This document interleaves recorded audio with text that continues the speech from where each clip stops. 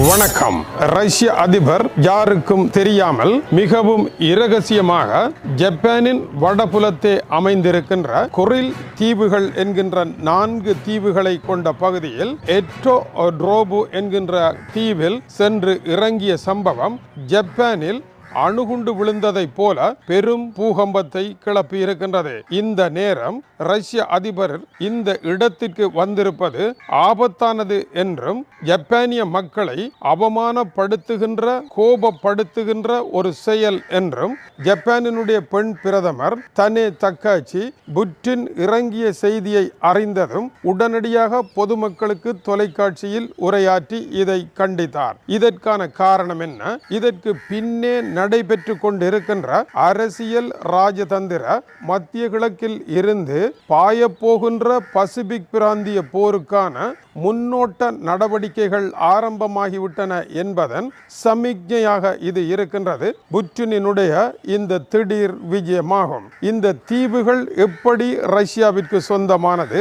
2வது உலக மகா யுத்தத்திற்கு முன்பிருந்தே 90 வருட காலமாக ஜப்பானினுடைய சொந்த தீவுகளாக இருந்தவைதான் ஜப்பானின் வடபுலத்தே அமைந்திருக்கின்ற இந்த 4 தீவுகளும் ஆகும். ஹொக்கைடோ, கொன்சு, கைசு, சிகோகு என்பது ஜப்பானினுடைய 4 பெரிய தள தீவுகளாக இருக்கின்றது.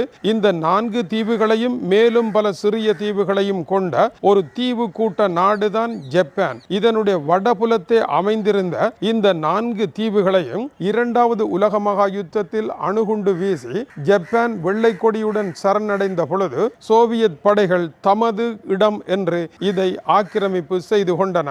இந்த ஆக்கிரமிப்புக்கு பின்னதாக 80 வருட காலமாக ஜப்பானிடம் இதை திருப்பி ஒப்படைப்பதற்கு சோவியத் ரஷ்யா, இன்றைய ரஷ்யா வரை யாருமே இணங்கவில்லை. இந்த தீவில் ரஷ்யா மிகப்பெரிய ஏவுகணை கட்டமைப்புகளை வைத்து தன்னை பலப்படுத்தி கொண்டிருக்கின்றது. இந்த தீவை தமக்கு ஒப்படைக்காமல் 2வது உலக மகா யுத்தம் முடிந்த பின்னர் ரஷ்யா, ஜப்பான் 2 நாடுகளுக்கும் இடையேயான அமைதி ஒப்பந்தத்தில் ஒரு காலமும் கையொப்பமிட முடியாது என்று ஜப்பானும் மறுத்துவிட்டது. கையொப்பமிட்டு இந்த தீவுகளை வழங்க முடியாது என்று ரஷ்யாவும் மறுத்துவிட்டது. இந்த தீவு விவகாரத்தில் இரு தரப்பிற்கும் இடையே இருந்த அமைதியான உறவு முயற்சிகள் எல்லாம் உடைந்து தகர்ந்து போய் இருக்கின்ற நிலையில் இந்த தீவுக்கு சென்ற ரஷ்ய அதிபர் ஒரு குறியீட்டு படம் ஒன்றை விளங்கப்படுத்தினார். அந்த தீவில் நுழைந்த ரஷ்ய அதிபர் 2 பெரிய மீன்கள் தலைகள் வெட்டப்பட்ட நிலையில் கிடக்கின்றன. தலைகள் இல்லாத இந்த மீன்களை அவர் சென்று பார்வையிட்டார். இதனுடைய கருத்து, ஜப்பானினுடைய தலை போல இருப்பதுதான் இந்த தீவுகள். இந்த தீவுகளை ரஷ்யா வெட்டி விடுமாக இருந்தால் ஜப்பான் வெறும் உடலாக இருக்கும். அதனால் சிந்திக்கவோ செயற்படவோ முடியாது. ரஷ்யாவினுடைய தாக்குதல் அங்கிருந்து நடக்குமாக இருந்தால் ஜப்பானால் எதுவும் செய்ய முடியாது என்பது புட்டினுடைய இந்த பயணத்தின் நோக்கமாக இருக்கின்றது. இப்படி ரஷ்யா சென்றிருப்பதன் நோக்கம் என்ன? இதுபோல தைவான் தீவை கைப்பற்றுவதற்கு சீனா திட்டமிட்டு வருகின்றது. அதை தடுப்பதற்கான மிக பாரதூரமான ஏவுகணை கட்டமைப்புகளை ஜப்பான் தன்னுடைய கடற்கரையோர பகுதிகளில் நிறுத்த ஆரம்பித்து விட்டது. சீனாவினுடைய கடற்படை கப்பல்கள் ஒன்று கூட ஜப்பானை நெருங்க முடியாதவாறு அத்தனையையும் மூழ்கடிக்கக்கூடிய பிரம்மாண்டமான பகாசுர ஏவுகணை கட்டமைப்புகளை ஜப்பான் நிறுத்திவிட்டது. எப்படி ஹோர்முஸ் நீரிணைக்கு உள்ளே அமெரிக்காவினுடைய போர்க்கப்பல்கள் நுழையுமாக இருந்தால் ஈரானே அவற்றை மூழ்கடித்து விடக்கூடிய வகையில் தரை கட்டமைப்பு இருக்கின்றதோ அதுபோல பசிபிக் பிராந்தியத்தில் ஜப்பான் சீனா தன்னை ஆக்கிரமிக்குமாக இருந்தால், தைவானை ஆக்கிரமிக்குமாக இருந்தால் ஜப்பான் மீதும் தாக்குதலை நடத்தலாம். தைவானை கைப்பற்றுகின்ற ஒரு முயற்சியின் பொழுது ஜப்பானை கட்டுப்படுத்துவதற்கு இந்த குரில் தீவுகளை ரஷ்யா பயன்படுத்தலாம். இப்படியான ஒரு அபாயம் இருக்கின்ற சூழ்நிலையில் அவர் வந்து இறங்கி இருக்கின்றார். இது ஜப்பானுக்கு பலத்த ஆத்திரத்தையும் கோபத்தையும் ஏற்படுத்தி இருக்கின்றது. ரஷ்யாவை பொறுத்த வரையில் 90 வருடங்கள் காடு, மலை, தவிடு, பொடி இவைகளெல்லாம் ஜப்பானுக்கு இருக்கட்டும். 90 வருடங்களுக்கு முன்னர் யோசித்து பாருங்கள். இது ரஷ்யாவினுடைய சக்கரவர்த்திகளுக்கு சொந்தமாக இருந்த தீவுதான். எனவே ஆரம்ப வரலாற்றில் தோம்புகளை புரட்டி பார்த்தால் நமக்கே சொந்தம் என்று ரஷ்யா வியாக்கியானம் கூறி இந்த தீவுகளை தர முடியாது என்று தெரிவித்திருக்கின்றது. ஆனால் சிக்கல் என்னவென்றால் ஜப்பானுக்கு மிக அருகில் இது இருக்கின்றது. புட்டின் வந்த தினம் இரண்டாவது உலக மகா யுத்தத்தில் ஜப்பான் ஆயுதங்களை போட்டு சரணடைந்த தினத்திற்கு 2 தினங்கள் முன்னதாக வந்து 2 மீன்களினுடைய தலையை வெட்டிய சம்பவம் ஏதோ ஒரு குறியீட்டு பொருளாக இருக்கின்றது. அதை தவிர ரஷ்ய அதிபர் உள்ளே நுழைய அதற்கு முன் ஏற்பாடு போல அவருக்கு வாழ்த்துப்பா பாடுவது போல கூத்தில் கட்டியக்காரன் வந்து செய்தியை சொல்வது போல வடகொரியாவினுடைய ஏவுகணை ஒன்று 700 கிலோமீட்டர்கள் தாண்டி ஜப்பானினுடைய கடலில் விழுந்து வெடித்தது. இதற்கு அடுத்தபடியாக யானை வரும் பின்னே மணி ஓசை வரும் முன்னே என்ற இந்த சம்பவத்தின் பின்னர் புட்டினுடைய இறக்கம் ஜப்பானுக்கு அடுத்த அதிர்ச்சியை ஏற்படுத்தி இருக்கின்றது.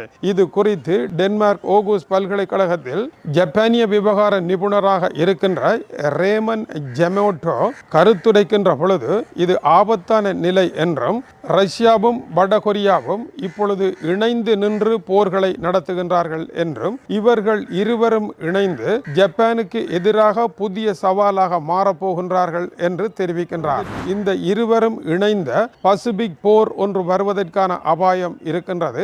அதேவேளை சீனாவினுடைய தூதுவரும் ரஷ்யாவினுடைய தூதுவரும் இணைந்து இப்படியான தீவுகள் இரண்டாவது உலக மகா யுத்த காலத்து முடிவுகள், அந்த முடிவுகளை யாரும் மாற்ற எத்தனமோ செய்யக்கூடாது என்று 2 நாட்டு தூதுவர்களும் ஜப்பானுக்கு எச்சரிக்கை விடுத்திருக்கின்றார்கள். இந்த எச்சரிக்கை சொல்லுகின்ற செய்தி இந்த தீவை மாற்றுவதற்கும் பிடிப்பதற்கும் ஜப்பான் முயற்சி எடுக்கக்கூடாது என்பதும், திடீரென ஜப்பானிய படைகள் ஊடுருவி இந்த தீவுகளை கைப்பற்றி தைவானுக்கு முன்னதாக நிலைமையில் மாற்றத்தை ஏற்படுத்தலாமா என்ற ஒரு கேள்வியை யாரும் கண்டுபிடித்து சொன்னதாகவும் இல்லை. இருந்த பொழுதிலும் இந்த இருவருடைய இணைவும் சீனா ரஷ்யாவுடைய இருக்கின்ற உறவும் ஜப்பானை தனிமைப்படுத்துவதாக இருக்கின்றது. இந்த போரை அல்லது இந்த எதிர்ப்பை ஜப்பான் எதிர்கொள்ள வேண்டுமாக இருந்தால் ஜப்பானினுடைய வலது கையாக இருக்கின்ற அமெரிக்கா துணைக்கு வர வேண்டும். அமெரிக்க துணையை இழந்த நிலையில் அமெரிக்கா என்ன செய்யும் என்று அமெரிக்காவிற்கே தெரியாமல் இருக்கின்ற இந்த தளம்பலான சூழ்நிலையில் அமெரிக்காவை